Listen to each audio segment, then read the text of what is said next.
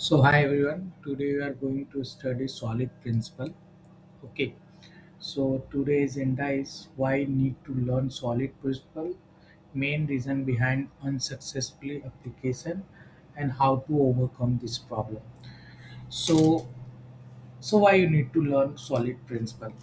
So you develop any application based on our knowledge and experience, and over the time you are getting bugs in future. Okay, so you are getting up any bug, and if the client required any new changes or any new requests, so you have to work on that. Okay, so you have to full knowledge of that application. Okay, so if you have a good knowledge on that application, then you can work easily. But if you are a new in that application, then you have to get the full knowledge of that application. Okay, then you are going to work on that. Otherwise you are facing so many problem. Okay, so if your application is designed with a good architecture, okay, and use the solid principle on that, so you can easily understand that one, and you can work easily on that. Okay, but if you don't have a but if you are not using any good architecture, yeah, solid principle on that, then you can getting some problem on that. Okay, so that's why you need to learn the solid principle. Okay, so and the second point is the main reason behind the unsuccessful application. So for the good design, you have to learn the architecture and implement that architecture in your application. Okay, so main reason behind the any application failure. Okay, so if you are creating any class which has a more functionality, okay, and you are creating one class and giving them so many functionality to that class. Okay, so you can, in simple word, you can say you put many functionality into the class, even though they are unrelated to their class. Okay, and second problem, most popular problem, is you are making the class tightly. Okay, means a tight coupling between the component. Okay, and component you can say class, easily say the class interface, whatever you are using in your application, you can say the component. Okay, if the class depend on other class, then if you want to change in one class, you have to, means change, must be required to change in the other class. So you can say the tight coupling. Okay, so next point is how you can overcome this problem. So for the overcome this problem, so you have first to use the correct architecture like MBC, layer 3, tier, MBP, and so on. There's so many architecture available in a programming language, so it's not a part of this tutorial. But yeah, if you use the good architecture, then it's good for you and for your application. Apart from that, you must follow the solid principle. Okay, it means the you have to implement the solid principle in an application, so you can easily understand by other developer also, which have a good knowledge on solid. Okay, again you must choose the correct design pattern. So design pattern is the different from the solid principle. Okay, they are different part. Okay, you're in a further way to also learn the design pattern. Okay, but for now you can just take it in the it's a one architecture which is mostly used in our application to implement and resolve the same problem occurring in the application. Okay, and yeah, if you implement these three things, then you might be your software is working fine. Not might, but it's working fine for your application. Okay, so now we are going to learn the solid principle. The solid principle is a short form of this one. S stand for single responsibility principle, O for open close principle, L for scope substitution principle, and I stand for interface segregation principle. D for dependency. And what is this? So S means single responsibility. It means each software module should have one and only one reason to change. Okay. So what is this? Means you have you are making one class. Okay. If you are putting so many functionality on that class, so if any requirement change in one place, so you have to implement the change in that class. Okay. So hi everyone, आज हम लोग solid principal के बारे में पढ़ेंगे। Okay. सो आज के video में हम लोग 3 पॉइंट को डिस्कस करेंगे कि हम लोग को क्यों ज़रूरत पड़ता है सॉलिड प्रिंसिपल का, और क्या-क्या मेन रीज़न होता है कोई भी एप्लीकेशन का फेलियर का, और उसको सॉल्व करने के लिए हम लोग क्या-क्या कर सकते हैं। तो सबसे पहले हम लोग जानते हैं कि जब भी हम लोग कोई भी सॉफ्टवेयर डेवलप करते हैं, तो उसका कोड हम लोग अपने नॉलेज और एक्सपीरियंस के तहत लिखते हैं। मीन्स आपको जैसा भी एक्सपीरियंस है या नॉलेज है, आप सॉफ्टवेयर को बनाने के लिए कोड उस तरीके से लिखते हैं। बट समय जब बीतता जाता है, तो उसमें कुछ-कुछ बग्स आते हैं, कुछ-कुछ न्यू रिक्वेस्ट आते हैं क्लाइंट से कि उसमें कुछ ऐड करना है, कुछ अपडेट करना है, चेंज करना है। तो उसको करने में हम लोग को सबसे पहले उस एप्लीकेशन के सारी चीज़ें पते होने चाहिए। ओके। या फिर अगर वो एप्लीकेशन अच्छी तरह से आर्किटेक्चरल डिज़ाइन्ड है, तो हम लोग ईज़िली कर सकते हैं। बट अगर आप वैसा आर्किटेक्चरली डिज़ाइन नहीं है और आप न्यू डेवलपर हो, तो उसको करने में आपको प्रॉब्लम आएगा। ओके। तो इसको करने के लिए हम लोग को सबसे पहले अपना सॉफ्टवेयर को अच्छे से डिज़ाइन करना होगा, और हम लोग कभी ये ब्लेम नहीं कर सकते हैं कि न्यू रिक्वेस्ट क्यों आया, न्यू फीचर क्यों आ रहा है, क्योंकि ये हमेशा सॉफ्टवेयर डेवलपमेंट का एक तरह का रिक्वायरमेंट रहता है कि ओवर द पीरियड ये हमेशा चेंज होते रहता है। ओके। सो इसके लिए हम लोग को अच्छे से कोड को लिखने के लिए हम लोग को सॉलिड डिज़ाइन प्रिंसिपल का यूज़ करना होता है। ओके। तो इसलिए सॉलिड प्रिंसिपल हम लोग को पढ़ना की आवश्यकता पड़ता है। और दूसरा पॉइंट है कि कोई भी एप्लीकेशन अनसक्सेसफुली क्यों होता है, तो उसका रीज़न है। ठीक है। तो हम लोग क्या करते हैं, हम लोग कोई भी आर्किटेक्चर बनाते हैं, क्लास बनाते हैं, इंटरफेस बनाते हैं, तो हम लोग क्या करते हैं, एक ही क्लास में बहुत सारे फंक्शनैलिटी ऐड कर देते हैं। तो जब भी किसी भी चीज़ में कोई भी छोटा-सा भी चेंज आता है, तो हम लोग वो क्लास को चेंज करना पड़ता है। छोटा भी चेंज आया, तो जो क्लास यूज़ हो रहा है, तुरंत चेंज करना पड़ता है। तो हम लोग क्या करते हैं, जब भी एक ही क्लास में बहुत सारे फंक्शनैलिटी डाल देंगे, तो कोई भी चेंज आएगा, तो हम लोग को सारे कोड में थोड़ा-थोड़ा चेंज आएगा ही। ओके। और कोई भी क्लास बनाते हैं, उसमें अनरिलेटेड चीज़ भी उस क्लास में डाल देते हैं, जो कि कोई रिलेवेंट नहीं रहता है कि हम लोग कोई क्लास बनाए, रीड राइट ऑपरेशन कर रहे हैं और उसी में ईमेल भी भेजने के लिए कर दे रहे हैं, तो वो प्रॉब्लम करता है। मतलब रिलेटेड भी नहीं है, फिर भी हम लोग डाल दे रहे हैं, एक ही क्लास में सारा प्रोग्राम लिख दे रहे हैं। तो ये अच्छा आर्किटेक्चरल डिज़ाइन नहीं होता है। तो अगर छोटा-सा भी चेंज आया, तो आपको पूरा चेंज करना पड़ेगा। तो ये भी वन ऑफ द रीज़न है कोई भी एप्लीकेशन को फेलियर होने का। और दूसरा क्या है कि अगर आप कोई भी क्लास बना रहे हो या सॉफ्टवेयर कंपोनेंट बना रहे हो, तो आप टाइट कपल बना देते हैं। मीन्स कि एक क्लास दूसरे क्लास पे डिपेंडेंट रहता है।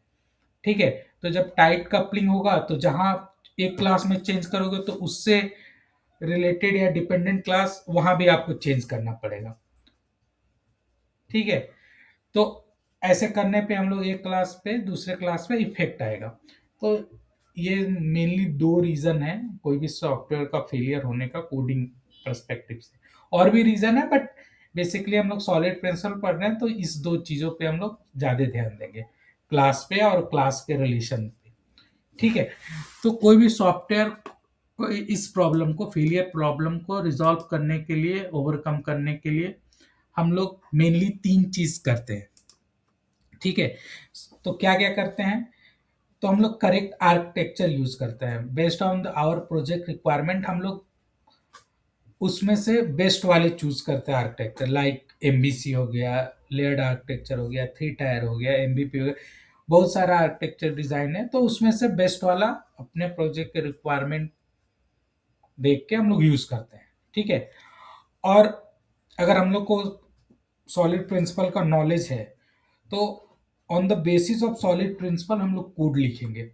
मीन्स जैसे सॉलिड प्रिंसिपल में S stand for single responsibility होता है, O for open close principle, L for risk of substitution principle, I for interface segregation principle, D for dependency inverse. इस चीज को देखते हुए आगे हम लोग इसका प्रोग्राम देखेंगे और कैसे कैसे ये इम्प्लीमेंट किया जाता है। तो अगर आपको सॉलिड प्रिंसिपल का नॉलेज है, तो उसको यूज करके हम लोग अगर प्रोग्राम करें, अपना एप्लीकेशन बनाए, तो थोड़ा अनसक्सेसफुली होने का चांसेस थोड़ा कम रहता है। ठीक है। और इसके अलावा हम लोग सही कोई अच्छा डिजाइन पैटर्न यूज करेंगे। ठीक है। तो उसको यूज करके बनाएंगे, तो हम लोग का सॉफ्टवेयर में अगर कोई चेंज आएगा, तो हम लोग को टाइट कपलिंग नहीं रहेगा। डिजाइन पैटर्न यूज किए हैं, तो हम लोग को चेंज जो आएगा इजिली हम लोग इम्प्लीमेंट करते हैं। उसमें डिपेंडेंसी कंपोनेंट का ज़्यादा नहीं रहता है। तो बेसिकली ये तीन इंपॉर्टेंट अगर आप इम्प्लीमेंट करते हो कोई सॉफ्टवेयर बनाने में, तो आपको इजिली अगर कोई चेंज आएगा तो उसको ओवरकम कर सकते हैं हम लोग। ठीक है। तो अब ये हो गया, ये तीन पॉइंट हम लोगों ने डिस्कस कर लिया, क्यों आया, रीजन क्या होता है सॉफ्टवेयर फेलियर का, और कैसे ओवरकम करते हैं। तो अब डायरेक्टली हम लोग जंप करते हैं सॉलिड प्रिंसिपल को। तो सॉलिड प्रिंसिपल शॉर्ट फॉर्म है इस single responsibility, open close, Liskov, interface principle और डिपेंडेंसी इन्वर्सन प्रिंसिपल का। तो पहला पॉइंट है सिंगल रिस्पॉन्सिबिलिटी। तो सिंगल रिस्पॉन्सिबिलिटी क्या होता है, कोई भी सॉफ्टवेयर के मॉड्यूल में सिर्फ एक ही रीजन होना चाहिए उसको चेंज करने का। मीन्स अगर आपने कोई क्लास बनाया है, तो सिर्फ एक ही रीजन होना चाहिए जिस पे वो काम कर रहा है, वही रीजन होना चाहिए कि उसमें हम लोग चेंज करें। ये नहीं कि आपने कुछ और क्लास का कंपोनेंट में चेंज किया है या कुछ प्रॉपर्टी ऐड या एडिट किया है, तो दूसरे क्लास में जाके हम लोग चेंज करें। ठीक है। तो फॉर एग्जांपल मैंने कुछ एप्लीकेशन एक छोटा सा बनाया है। तो फर्स्टली हम लोगों ने विदाउट एसआरपी किया है, means without implementing using single responsibility principle. तो मैंने क्या किया, पहले एक एम्प्लॉय क्लास बनाया जिसमें तीन प्रॉपर्टी है। ठीक है, नेम, हाउ आवर्स वर्क, अब पे। ठीक है। और दूसरा क्लास बनाया एम्प्लॉय रिपोर्ट। ये एम्प्लॉय रिपोर्ट क्या कर रहा है, ये जनरेट कर रहा है रिपोर्ट के कंटेंट का। इस रिपोर्ट एम्प्लॉय रिपोर्ट में एक मेथड है जो कंटेंट रिपोर्ट का जनरेट कर रहा है। दूसरा मेथड है उस रिपोर्ट को प्रिंट कर रहा है, और तीसरा उसमें मेथड है वो क्या कर रहा है, सेव कर रहा है एज अ पीडीएफ। ठीक है। ये एग्जांपल है, इसलिए मैंने जैसे इसको कमेंट करके लिखा है कि ये फंक्शन जाके वो करेगा। ठीक है। बट हम लोगों ने यहाँ पे एक प्रॉब्लम क्या है, हम लोगों ने एक गलती किया है यहाँ पे, एक ही क्लास जो एम्प्लॉय रिपोर्ट में तीन रिस्पॉन्सिबिलिटीज को दे दिया है, जनरेट करने का कंटेंट, प्रिंट करने का, और PDF as a PDF save करने पर। एक ही क्लास है बट ये काम तीन कर रहा है। ठीक है। अब मान के चलो आपको प्रिंट, अब एक और कुछ आया कि हम लोग को उस काम का ये सेव एज ए पीडीएफ है, इसमें अगर चेंज आया, कुछ रिक्वायरमेंट आया, अगर हम लोग इसको चेंज कर रहे हैं, तो ये जहां जहां एम्प्लॉय रिपोर्ट वाला यूज हुआ है वहां पे जाके इम्पैक्ट करेगा। ठीक है। और इस रिपोर्ट क्लास को चेंज करने का हम लोग के पास तीन रीजन आ गए यहाँ पे, कि अगर इसमें चेंज आएगा तो भी चेंज करेंगे इस क्लास को, इसमें चेंज आएगा तो इस तो भी करेंगे एम्प्लॉय रिपोर्ट को चेंज, और इसमें चेंज आएगा तो ये। तो यहाँ पे वायलेट करता है एसआरपी, सिंगल रिस्पॉन्सिबिलिटी प्रिंसिपल। तो एसआरपी क्या करता है कि एक क्लास को आप एक ही रिस्पॉन्सिबिलिटी दो। तो मैंने एक और क्लास बनाया है विथ एसआरपी। तो यहाँ पे हम लोगों ने सेम प्रोग्राम को क्या किया है, सिंगल रिस्पॉन्सिबिलिटी से इंप्लीमेंट किया है। फॉर एग्जाम्पल आप देख सकते हो सेम एम्प्लॉय क्लास है, बट यहाँ एम्प्लॉय रिपोर्ट क्लास में मैंने क्या किया, इस एम्प्लॉय रिपोर्ट को सिर्फ एक मेथड इसके अंदर बनाया है। वो क्या कर रहा है, सिर्फ जनरेट कर रहा है कंटेंट को। ठीक है। फिर मैंने एक और क्लास बनाया दूसरा, रिपोर्ट प्रिंटर, ये क्या कर रहा है, प्रिंट कर रहा है, ठीक है। और तीसरा क्लास बनाया रिपोर्ट पीडीएफ सेवर, तो ये क्लास कर रहा है सिर्फ पीडीएफ में सेव करेगा।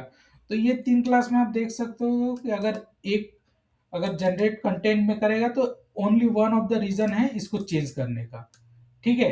अगर इसमें चेंज है तो इसमें एक ही है, एक ही मेथड है, एक ही कारण से ये चेंज होगा इन फ्यूचर अगर कुछ हुआ तो। वैसे ही रिपोर्ट पीडीएफ में, अगर पीडीएफ में कुछ चेंज करना है तभी जाके इसको हम लोग चेंज करेंगे, ठीक है। और इसको यूज कैसे करेंगे हम लोग मेन प्रोग्राम में, तो सिंपल यहाँ पे एक एम्प्लॉय बना लिया मैंने, एम्प्लॉय का जो भी है डेटा यहाँ पे कर लिया, एम्प्लॉय रिपोर्ट का किया अपना बनाया, इसको डेटा भेजा एम्प्लॉय जॉन का, ठीक है। तो ये क्या करेगा, एम्प्लॉय रिपोर्ट कंटेंट जनरेट करेगा।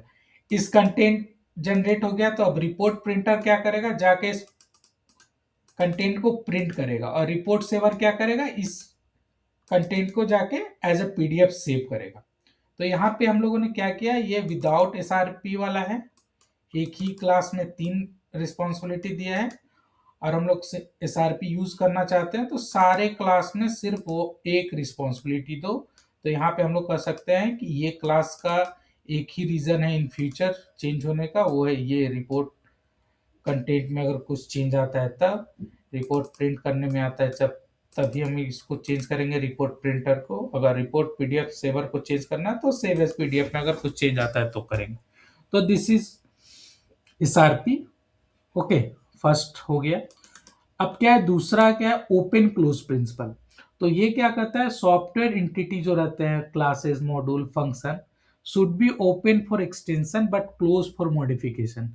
इसमें क्या है कि हम लोग क्या करेंगे, हम लोग जाके डायरेक्टली कोई चीज को मॉडिफाई नहीं करेंगे, ठीक है, कोई एग्जिस्टिंग चीज को टच नहीं करेंगे। हम लोग को अगर उसको यूज कर रहा है तो उसको एक्सटेंड कर लेंगे, उसके फंक्शनैलिटी को एक्सटेंड करके एक नया बनाएंगे, वहां पे जो चेंज करना है वो करेंगे। तो इसके लिए मैंने एक छोटा सा सैंपल बनाया है। तो विदाउट ओपन क्लोज प्रिंसिपल, आप देख लीजिए यहाँ पे एक कस्टमर टाइप है, रेगुलर, प्रीमियम और न्यूबी, ओके। मैंने एक डिस्काउंट कैलकुलेटर क्लास बनाया और based on the type of the customer हम लोगों ने उसको डिस्काउंट प्रोवाइड किया है। For example, if it's a regular customer we have provided 0.1 means a 10% discount. If it's a premium then provide 30%. If it's a newbie means a नया कोई है तो उसको 5% है, ठीक है। ओके, यहाँ पे अब ये क्या कर रहे हैं, तीन कस्टमर है, ठीक है। एज अ ये भी आपने प्रोग्राम लिखा काम करने के लिए, ये भी करेगा। बट अगर इन सपोज इन फ्यूचर कोई आप नया इंट्रोड्यूस कर रहे हो कस्टमर, तो आपको फिर से एक स्विच केस यहाँ पे लिखना होगा। तो अभी हम लोग यहाँ फिर से स्विच केस लिखेंगे तो क्या होगा, इसी क्लास को हम लोग क्या कर रहे हैं, मॉडिफाई कर रहे हैं। तो ओपन क्लोज प्रिंसिपल क्या करना है कि हम लोग को मॉडिफिकेशन के लिए क्लोज मॉडिफाई नहीं करना है, ओके, कोई भी चीज मॉडिफाई नहीं करना है, हम लोग को एक्सटेंड कर लेना है इस चीज को। तो इसके लिए अगर आप इम्प्लीमेंट करना चाहते हो ओसीपी, तो instead of this I am creating one more class which is using the OCP. तो यहाँ आप देख सकते हो, तो मैंने यहाँ पे क्या किया, एक इंटरफेस बनाया, उसमें एक मेथड रखा कैलकुलेट डिस्काउंट, ओके। और अब क्या किया, मैंने तीन क्लास बना लिए, वन फॉर रेगुलर, और वहां पे एक्सटेंड किया आई डिस्काउंट को, स्ट्रेटेजी को, और उसको इम्प्लीमेंट किया। मीन्स हम लोग को रेगुलर कस्टमर के लिए 10% था तो यहाँ पे 0.1 किया। सेम चीज प्रीमियम डिस्काउंट, प्रीमियम कस्टमर है तो वो सेम इंटरफेस को इम्प्लीमेंट करेगा और इसमें 0.3 कर देगा, और न्यूबी के लिए 0.05 मतलब 5% कर देगा। तो यहाँ पे क्या होगा, हम लोगों ने क्या किया, कुछ चेंज नहीं किया ना, स्विच केस लिखा। अगर आप इफ एल्स भी लगाना चाहते हैं तो यहाँ पे लगा सकते हैं, बट मैंने स्विच केस लिखा था तो ऐसे है। तो हम लोगों ने इसको मॉडिफाई नहीं किया, हम लोग क्या किया, सिर्फ हम लोगों ने एक इंटरफेस बना के और based on our customer type हम लोगों ने उसको इम्प्लीमेंट किया कैलकुलेट डिस्काउंट मेथड को। तो सपोज अगर कोई अगर कस्टमर हम लोग का टाइप आता है तो हम लोग को कोई चीज चेंज करने का जरूरत नहीं है, जस्ट हम लोग को आई डिस्काउंट स्ट्रेटेजी को इम्प्लीमेंट करेंगे और based on the customer type हम लोग उसको डिस्काउंट प्रोवाइड करेंगे। ओके, तो ये this is called the OCP. तो हम लोगों ने यहाँ पे instead of creating one more customer, okay, if it's coming a new customer type, तो instead of writing one more switch case, अगर उसी के थ्रू जाएंगे हो, तो हम लोग को सिंपल उस टाइप का कस्टमर बनाना होगा, वाई डिस्काउंट स्ट्रेटेजिक क्लास को इम्प्लीमेंट करके, और जो हम लोग मेथड इम्प्लीमेंट करेंगे उसके डिस्काउंट टाइप का हम लोग इम्प्लीमेंट कर लेंगे। तो this is called the open influence principle. ठीक है, अब यहाँ पे अब थर्ड है स्कोप सब्स्टिट्यूट प्रिंसिपल। ये बहुत इंपॉर्टेंट प्रिंसिपल है और थोड़ा कंफ्यूजिंग भी है, बट अगर आप अच्छे से एग्जांपल को देखेंगे तो इजीली इसको समझ सकते हैं। तो ये प्रिंसिपल क्या कहता है कि सब type must be substitution for their base type. तो जो सब टाइप है वो बेस क्लास को सब्स्टिट्यूट कर सकता है। ओके, बिकॉज सब टाइप में आपको क्या है, आपका बेस क्लास का भी फंक्शनैलिटी आ गया और एक्स्ट्रा तो उसका जो है अपना बिहेवियर न्यू वो तो रहेगा ही। तो वो क्या करता है, आपको बेस क्लास को भी रिप्लेस कर सकता है। ठीक है, तो आप अगर एग्जांपल के थ्रू जाएं, तो मैंने एक छोटा सा एप्लीकेशन बनाया है विदाउट एलएसपी। तो यहाँ पे आप देख सकते हो एक बैंक अकाउंट करके क्लास है। ठीक है, इसके पास दो मेथड है, डिपॉजिट करने का और विड्रॉ करने का। ओके, और एक और मेथड है जिससे हम लोग बैलेंस चेक कर सकते हैं। ठीक है, तो अगर डिपॉजिट करते हैं तो हम लोग कुछ अमाउंट उसमें ऐड कर रहे हैं, तो मैंने यहाँ पे प्लस अमाउंट लिखा है। ओके, और विड्रॉ कर ले तो फर्स्ट ऑफ ऑल हम लोग चेक करेंगे कि बैलेंस जो आप निकाल रहे हो उस अमाउंट से ग्रेटर है क्या, है कि नहीं। ओके, तब जाके वो बैलेंस आप विड्रॉ करोगे। ओके, और ये गेट बैलेंस आपको चेक करने के लिए कि कितना बैलेंस है। ठीक है, अब ये विदाउट एलएसपी करेंगे। तो अगर आप नया अकाउंट मीन्स अगर आपने बनाया है, for example fix term deposit account है, और ये बेस क्लास बैंक अकाउंट को अगर इनहेरिट करता है, तो फिक्स डिपॉजिट में क्या होता है, आप विड्रॉ नहीं कर सकते पैसे। ठीक है, एक फिक्स टर्म के बाद ही आप विड्रॉ कर सकते हो। ओके, बट यहाँ पे अगर मैंने ये दो वर्चुअल फंक्शन बनाया है, तो आप जब विड्रॉ करने जाओगे, ठीक है, पैसा, तो आपको चेक करना होगा कि आपका वो टर्म कंप्लीट हुआ है कि नहीं, आप ये चेक करोगे। तो यहाँ पे क्या प्रॉब्लम है कि जब मैं ये विड्रॉ का इम्प्लीमेंट करूंगा, इसको फिर से मैं ओवरराइट करूंगा, तो मेरे को ये ऐसे बनाना पड़ेगा, चेक करना पड़ेगा कि हाँ ये आपका टर्म कंप्लीट हुआ है कि नहीं, ये चेक करना पड़ेगा। ओके, और ये तो नॉर्मल अकाउंट में डिपॉजिट करना और विड्रॉ करना तो सेम रहेगा, बट फिक्स डिपॉजिटर में ये चीज फेल हो जाएगा। ओके, और जब हम लोग एलएसपी के यूज करके करेंगे, तो यहाँ पे हम लोग को क्या हो रहा है, यहाँ पे वायलेट कर रहा है एलएसपी। हम लोग सब्स्टिट्यूट नहीं कर सकते हैं फिक्स डिपॉजिट टर्म से बैंक अकाउंट को। ओके, तो हम लोग जब एलएसबी यूज करेंगे तो कैसे करेंगे, तो मैंने क्या किया, यहाँ पे एक एब्स्ट्रैक्ट क्लास बना दिया बैंक अकाउंट। ओके, वहां पे एक मेथड है डिपॉजिट करने का, विड्रॉ करने का। मैंने इसको डिपॉजिट तो सिमिलर जैसे आप फिक्स डिपॉजिट में करते हो या फिर नॉर्मल अकाउंट में, तो सेम रहेगा, बट विड्रॉ करने का हम लोग का अलग है। ओके, तो that's why I am creating this withdraw function as a abstract. तो जो भी क्लास इनहेरिट करेगा जो बैंक अकाउंट को, वो जाके इसको इम्प्लीमेंट करेगा। ओके, और गेट बैलेंस तो दोनों के लिए सेम ही रहेगा। तो रेगुलर अकाउंट में हम लोग क्या करें, बैंक अकाउंट को इनहेरिट कर रहे हैं, तो इसका विड्रॉ वाले को हम लोग को इम्प्लीमेंट करना पड़ेगा, because I am creating this method as a abstract. Okay, तो यहाँ पे मैंने एक जस्ट कंडीशन देखा, बैलेंस आपके जो एक बैंक अकाउंट में बैलेंस है, अगर आपने जो अमाउंट विड्रॉ कर रहे हो उससे ज़्यादा है, तो उस बैलेंस से आप उस अमाउंट को घटा दोगे और अपना बैलेंस एंड अमाउंट चेक कर सकते हो। जस्ट ये मैंने मेथड में लिखा है। अगर नहीं है तो हम लोग trying to withdraw the insufficient, आपके बैंक अकाउंट में इतना पैसा है ही नहीं जितना आप विड्रॉ करना चाहते हो, जस्ट ये एल्स कंडीशन में लिखा। ठीक है, और ये बैलेंस चेक करना, डिपॉजिट करना सेम है, तो हम लोगों ने उसको ओवरराइड नहीं किया। ठीक है, अब यहाँ पे क्या है, अब जब हम लोग बैंक अकाउंट को इनहेरिट करेंगे फिक्स टर्म में, तो यहाँ पे क्या है, बेस्ड ऑन आवर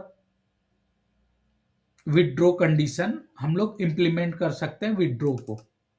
ठीक है, तो यहाँ पे मैंने क्या किया, एक छोटा सा एक बुलियन वेरिएबल ले लिया, ये टर्म एंडेड, और चेक किया कि आपने टर्म आपका एंडेड हो गया है। ठीक है, टर्म एंडेड फॉल्स है, मीन्स सिंप्लीफिकेशन फॉर फॉल्स लिया मैंने। अगर ये टर्म इंडेड है तो अगर इसको फॉल्स डालेंगे ट्रू हो जाएगा। तो can not withdraw your amount from your fix deposit, अगर ये कंडीशन फॉल्स है तो हम लोग चेक करेंगे similar to this one, okay है कि नहीं, एंड विड्रॉ कर लेंगे।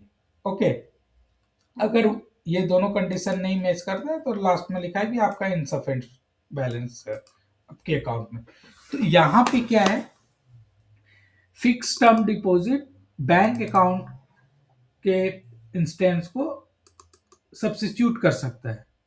ओके, कोई प्रॉब्लम इसको नहीं होने वाला है। तो ये जो हम लोग इसका जो डिफिनेशन था, सब type must be substitution for their base type.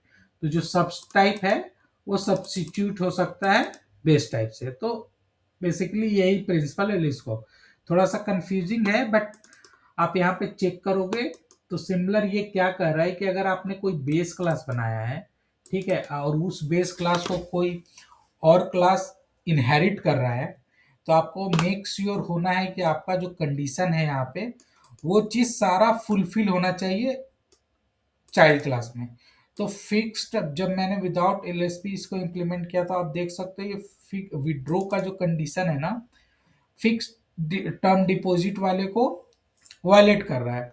तो यहाँ पे सब्स्टिट्यूट नहीं हो सकता है अपने बेस टाइप से। तो इसी के कारण हम लोगों ने क्या किया, ये जो फंक्शन है ये दोनों तो चलेगा इस फिक्स टर्म के लिए कि हम लोग बैलेंस भी देख सकते हैं और पैसा डिपॉजिट भी कर सकते हैं फिक्स डिपॉजिट में। बट विड्रॉ का कंडीशन क्या होता है, फिक्स डिपॉजिट में स्पेसिफिक ईयर रहता है, 5 ईयर, 10 ईयर, 15 ईयर, उसी के बाद निकाल सकते हैं। नॉर्मल अकाउंट के लिए it's working fine, but fix deposit के लिए वायलेट कर रहा है, तो यहाँ पे सब्स्टिट्यूट नहीं हो सकता है इसका बेस टाइप से। दैट्स वाई हम लोग को ऐसा बेस टाइप बनाना है क्लास को जो दोनों को फिल करे। इसीलिए मैंने इसको विड्रॉ वाले फंक्शन को एब्स्ट्रैक्ट बनाया। अब based on the type of account आप उसको इंप्लीमेंट कर सकते हो। तो this is the Liskov principle. Okay, so हम लोग नेक्स्ट चलते हैं, इंटरफेस सिग्रेशन प्रिंसिपल। तो ये सबसे सिंपल प्रिंसिपल है सॉलिड का। तो ये क्या कहता है कि कोई भी क्लाइंट या कोई भी मेथड या जो कस्टमर है या क्लास है वो फोर्सफुली अनवांटेड चीज को इंप्लीमेंट ना करे। तो ये क्या कर रहा है, सिंपल अगर डिफिनेशन पढ़े तो ये क्या कर, client should not be force to depend on method they do not use, means depend नहीं होना चाहिए जिसपे उस मेथड को अगर यूज नहीं कर रहा है। तो फॉर एग्जांपल अगर एग्जांपल से देखेंगे तो थोड़ा इजीली समझ पाएंगे हम लोग। तो यहाँ पे विदाउट एस आई पी है। तो यहाँ पे क्या है, एक बुक लिया है मैंने, ठीक है, बुक में टाइटल ऑथर आइसबेन है, एक यूजर है, ठीक है, वो यूजर क्या कर सकता है, इंटरफेस है, ये यूजर क्या कर सकता है, बोरो कर सकता है, रिटर्न कर सकता है, सर्च कर सकता है, ऐड कर सकता है, रिमूव कर सकता है। तो कोई भी यूजर है ये सारा काम कर सकता है, ठीक है। बट एक अगर मान के चलो सपोज करो एक गेस्ट यूजर है, ये आई यूजर को इम्प्लीमेंट कर रहा है, ठीक है। तो गेस्ट यूजर क्या है, नॉर्मल यूजर है, ये क्या किस लिए आया है, सिर्फ ये सिर्फ आपको सर्च करने आया है, ठीक है, बुक को। मतलब सिर्फ ये वाला जो मेथड है वो इसके लिए यूजफुल है गेस्ट के लिए। बट ये जो ऐड, बोरो करना, रिटर्न करना, ऐड करना, रिमूव करना, इसके लिए अनवांटेड है। ओके, बट अगर ऐसे हम लोग इंटरफेस बना देंगे, सारे इंटरफेस एक ही इंटरफेस में सारा कुछ ऐड कर देंगे, तो इंटरफेस का क्या है, ये एब्स्ट्रैक्ट रहता है। अगर इसको आप इम्प्लीमेंट करोगे तो सारे मेथड को इम्प्लीमेंट करना पड़ेगा। तो अनवांटेड चीज जैसे बोरो करना बुक, रिटर्न करना बुक, ऐड करना, रिमूव करना, ये हम लोग को अनवांटेड यहाँ पे लिखना पड़ रहा है, ठीक है। तो ये थोड़ा फैटी इंटरफेस हो जा रहा है। तो हम लोग क्या करेंगे, इंटरफेस सेग्रेगेशन प्रिंसिपल में हम लोग इसको इंटरफेस को थोड़ा सा सिंप्लीफाई करेंगे। फॉर एग्जांपल ये क्लास तो सेम ही रहेगा, ठीक है। तो हम लोगों ने क्या किया, मैंने बनाया एक बुक, एक इंटरफेस, ओके, आई बोरो रिटर्न, ओके। तो ये नॉर्मल मेंबर वाले के लिए, ठीक है। तो वो क्या कर सकता है कि बोरो कर सकता है बुक, रिटर्न कर सकता है बुक। एक आई सर्चेबल इंटरफेस बनाया, ये क्या करेगा, सिर्फ सर्च करेगा बुक को, ठीक है। आई मैनेज इन्वेंट्री, ये मेन लाइब्रेरियन इस सब के लिए रहेगा। ये क्या करेगा, यहाँ पे नया अगर बुक आया तो उसको ऐड करेगा, और कोई बुक या तो खराब हो गया है या फिर हम लोग ने रिमूव कर दिया है तो वो काम ये करेगा लाइब्रेरियन, ठीक है। अब क्या है, अब जो भी मेंबर है, मेंबर मीन्स अगर ये स्कूल का लाइब्रेरी है तो वहाँ पे स्टूडेंट है, ओके। तो अगर मेंबर है तो मेंबर क्या करेगा, ये आई बोरो रिटर्न और सर्च, ये दोनों इंटरफेस को इम्प्लीमेंट करेगा। मीन्स वो बोरो भी कर सकता है बुक, रिटर्न भी कर सकता है और सर्च भी कर सकता है, ओके। अगर लाइब्रेरियन है तो ये क्या करेगा, आई बोरो रिटर्न वाला भी करेगा, सर्चेबल भी करेगा और आई इन्वेंट्री भी करेगा, बिकॉज वो क्योंकि वो एंट्री भी कर सकता है बुक का और उसका उसको उससे बुक को रिमूव भी कर सकता है लाइब्रेरी से, ठीक है। और फॉर द गेस्ट यूजर जो कि सिर्फ सर्च करने आया बुक को, तो वो क्या करेगा, सिर्फ सर्च वाला इंटरफेस को इम्प्लीमेंट करेगा, ओके। तो यहाँ पे हम लोग क्या देख रहे हैं कि हम लोगों ने ये जो पुराना जो विदाउट आईएसपी था, इसमें एक ही इंटरफेस में सारा मेथड था। तो हम लोग ने इसको ब्रेक करके इतने इंटरफेस बना लिए, I borrow return, I searchable, I manage inventory, ये 3 इंटरफेस में डिवाइड कर लिए, ओके। और जो इंटरफेस जो क्लास इस इंटरफेस को इम्प्लीमेंट कर रहा है, ठीक है, तो जो काम है वही वाला इम्प्लीमेंट कर रहा है, वही यूज कर रहा है, अनवांटेड को यूज नहीं कर रहा है। जैसे मेंबर को दोनों चाहिए तो दोनों इंटरफेस यूज कर रहा है, लाइब्रेरियन को तीनों चाहिए तो तीनों यूज कर रहा है, गेस्ट वाले को सिंपल एक चाहिए तो एक ही कर रहा है। तो यहाँ पे हम लोगों ने क्या किया, सिंप्लीफाई कर दिया एक फैटी इंटरफेस को डिफरेंट डिफरेंट इंटरफेस में based on our use, okay. तो this is called the interface segregation principle, okay. ये थोड़ा इजी था। डिपेंडेंसी इन्वर्जन प्रिंसिपल, ये सबसे इंपॉर्टेंट प्रिंसिपल है कोई भी कोड को लूजली कपल बनाने के लिए। तो ये प्रिंसिपल क्या करता है कि high module should not depend on low module, both should be depend on abstraction. Means कोई भी क्लास दूसरे क्लास, मतलब उस जो वो क्लास जो उसके अंदर यूज हो रहा है उस पे डिपेंड नहीं होना चाहिए। किस चीज पे डिपेंड होना चाहिए, एब्स्ट्रैक्शन पे, ओके। तो ये डिफिनेशन है, हम लोग एग्जांपल के थ्रू इजिली इसको समझ लेते हैं। तो without DIP, dependency inversion principle, आप देख सकते हो हमने एक क्रेडिट कार्ड क्लास बनाया, ठीक है। इसके अंदर मैंने क्या किया, एक प्रोसेस पेमेंट मेथड बनाया। वो क्या करता है, सिर्फ प्रोसेस करता है पेमेंट को, ठीक है। और मैंने इस क्लास को यूज किया, एक क्लास और बनाया पेमेंट प्रोसेसर, ओके। ये पेमेंट प्रोसेसर क्लास क्या करता है, क्रेडिट कार्ड को यूज करके पेमेंट को एग्जीक्यूट करता है। और आप देख सकते हो पेमेंट प्रोसेसर में मैंने एक एग्जीक्यूट पेमेंट करके मेथड बनाया और उसमें क्रेडिट कार्ड का इंस्टेंस, मतलब क्लास का इंस्टेंस बनाया और क्रेडिट कार्ड के अंदर जो ये प्रोसेस पेमेंट था उसको कॉल किया। तो आप देख सकते हो इसमें क्या हुआ, ये जो हाई मॉड्यूल ये हो गया और लो मॉड्यूल ये हो गया। तो ये मॉड्यूल जो है ना लो मॉड्यूल पे डिपेंड है, ओके, डायरेक्टली डिपेंड है। तो ये चीज नहीं होना चाहिए। कैसे ये एक दूसरे पे डिपेंड होने चाहिए, एब्स्ट्रैक्शन के थ्रू, ओके। तो हम लोग यहाँ पे जो लिखा हुआ है, high level module should not depend on low module. तो हाई लेवल मॉड्यूल यहाँ पे आपका हो गया payment processor and low module हो गया आपका क्रेडिट कार्ड। तो ये हाई लेवल क्रेडिट कार्ड पर पेमेंट प्रोसेसर क्रेडिट कार्ड पर डिपेंड नहीं होना चाहिए, both should be depend on abstraction by using the abstraction. तो फॉर इसके लिए मैंने एक एग्जांपल बनाया, तो आप यहाँ पे देख सकते हो मैंने क्या किया, आई पेमेंट मेथड एक इंटरफेस बनाया, इसमें प्रोसेस पेमेंट करके एक मेथड बनाया, ओके। और ये आई पेमेंट मेथड जो है इसको क्रेडिट कार्ड ने इम्प्लीमेंट किया, okay, process payment method implement किया। ओके, उसके बाद सपोज करो एक और मेथड मीन्स आ गया कोई ऑप्शन पेमेंट करने का instead of credit card, like PayPal, okay, phone पे, गूगल पे, जो भी आ गया, तो वो क्या करेगा, सिंपल आई पेमेंट मेथड को इम्प्लीमेंट करेगा। जो आई पेमेंट मेथड के अंदर जो प्रोसेस पेमेंट है, तो यहाँ पर जैसे पेपल में मैंने ये इम्प्लीमेंट कर लिया आई पेमेंट मेथड।